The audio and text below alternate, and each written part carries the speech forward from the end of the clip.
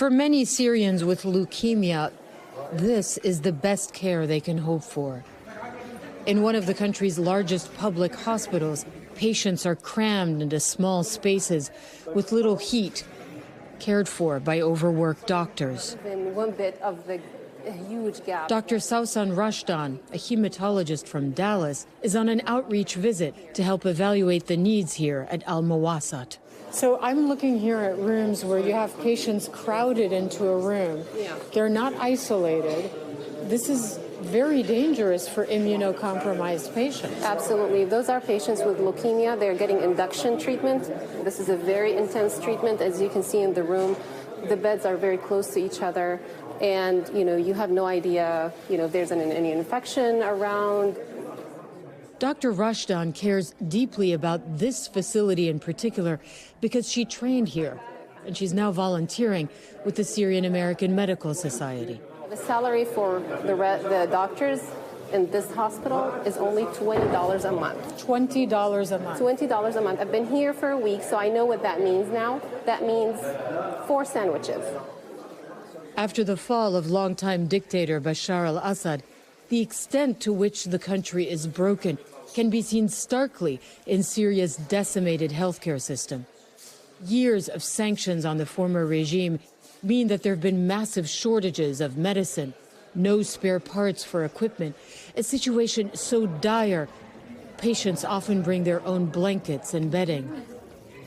Dr. Rashdan's husband, cardiologist Dr. Anas Al-Omar, says he is shocked by the state of the hospital.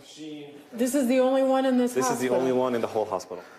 The facility's only heart catheter machine has been broken for months.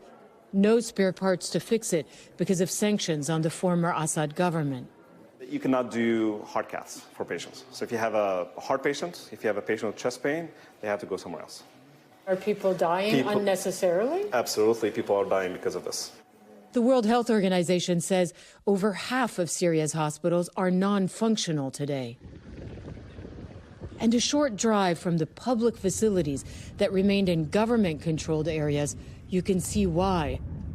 Hospitals in rebel-held regions became targets of the regime and its allies during the war. If you want to get a sense of the enormity of the task ahead for this country and what it will take to rebuild its healthcare system, take a look at this hospital. It was bombed more than a decade ago. We're in the Damascus suburb of Ghouta that was rebel-held, and the regime torched buildings, dropped bombs on structure. There's no infrastructure. We think this might have been a CT scan machine. This was one of the premier hospitals in all of Damascus, obviously completely unusable and out of commission.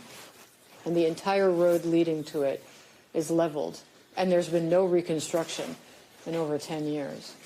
El Hekmeh Hospital was put out of commission when the Assad regime bombed the rebel-held area in 2018. We obtained photos of El Hekmeh before it was completely destroyed, the reception area before and now. And this is what is left of patient treatment rooms. We only saw one hospital in this entire Damascus suburb on our visit. Residents tell us there were over 30 here before the war. There are also massive shortages. Before the war, Syria produced 90% of its own drugs. Today, that number is only about 15%, according to the WHO.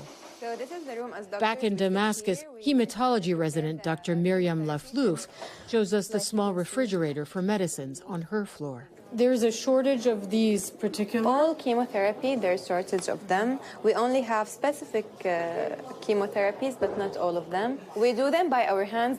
We have like black plastics, and we're covering it with them, so it's covered from the light.